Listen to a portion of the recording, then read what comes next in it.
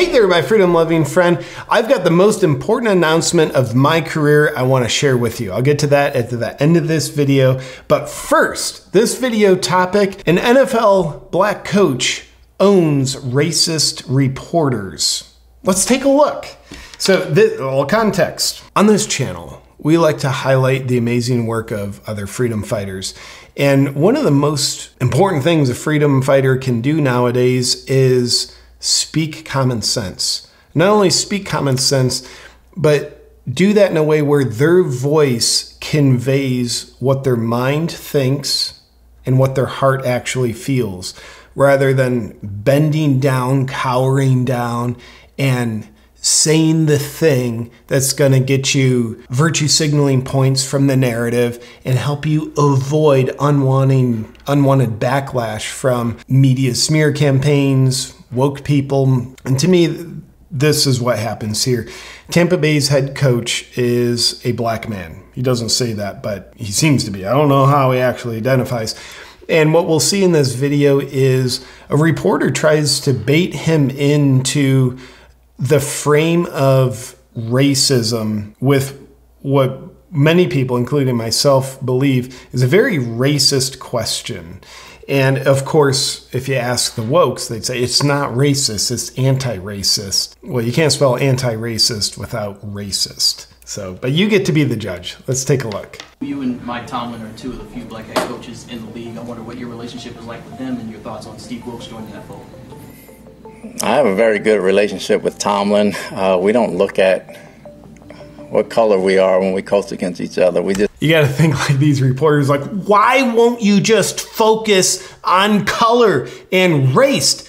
Stop judging people based on the content of their character and start judging them based on the color of their skin. The way we end racism is making everything about race. That's actually what you want to do also if you want to increase racism.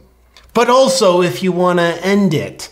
The key to ending it is doing the exact same thing that propagates it. Let's not think too much about that.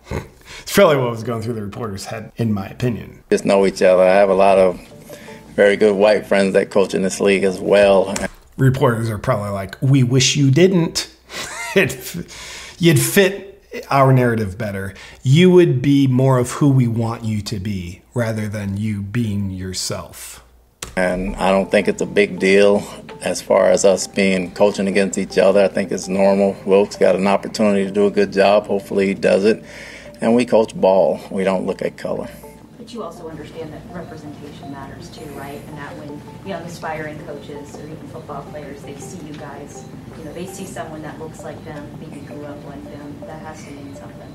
Well, when you say you see you guys and look like them and grow up like them, it means that we're oddballs to begin with. He called her out. He took her racism-filled question, you guys, and he called her out on it. I love it. He's like, nope, I'm not accepting that weird, convoluted projection onto me. I'm handing it right back to you, lady. And I think the minute you guys stop making a big deal about it, everybody else will as well.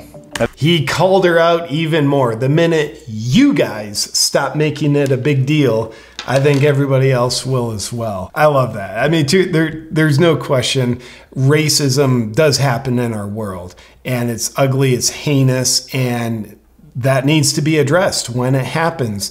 But huge difference with all the race baiting happening in the media, in the narrative, in the propaganda machine. And I so appreciate the Tampa Bay Buccaneers head coach for standing up for common sense and looking at something that many people would agree, well, this isn't a racial situation at all, so I'm not going to let it be. I'm not going to pretend it is. I'm not going to play into that. And another reason why I really appreciate this is he's a head coach in the NFL. And the NFL as an organization has gotten relatively woke. So this is a person standing up for principles and common sense when he has a lot to lose. Now, I don't think he's going to lose his job or anything over this, but the league won't be cheering him on.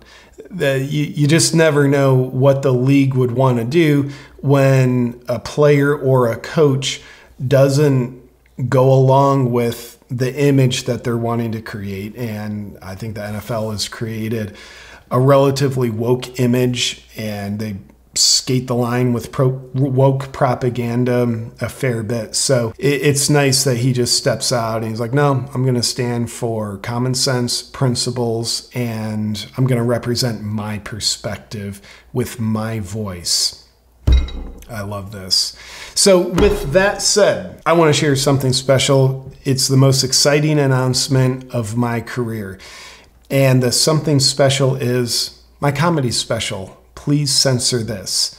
It's coming out October 25th, but it's on pre-sale at a discount now. Take a look at the trailer. I don't want to talk about politics tonight. One side is very pro-gun. The other side is very anti-gun. I don't think they thought through that strategy. Women's sports, still way too competitive for me. So what I think I'm going to start doing is identifying as a kid, start playing pee-wee football. And I think gluten is the Donald Trump of the food world. A lot of people say they're intolerant. Most of those people go home and crave it, don't they? Joe Biden died 2 years ago. Did y'all ever see the movie Weekend at Bernie's? Push him out on stage. Time to give a speech, Joe. I don't believe in reality anymore. In our next pandemic, if we ever have a real one, I'm so jaded by this one, I don't trust anybody. Like, there could be bodies getting vaporized in front of me. I'll be like, I don't believe it. Walk right into it. Oh, fuck. I live in Texas. We don't need vaccines. We have guns.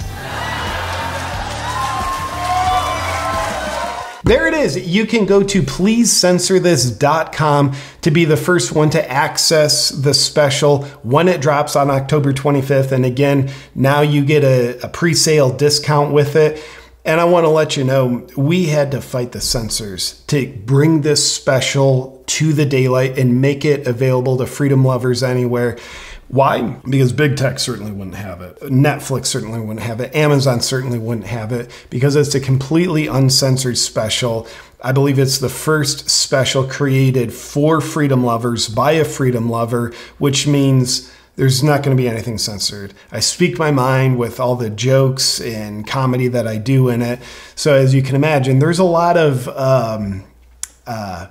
taboos that I talk about that you can't talk about in big tech or the main platforms.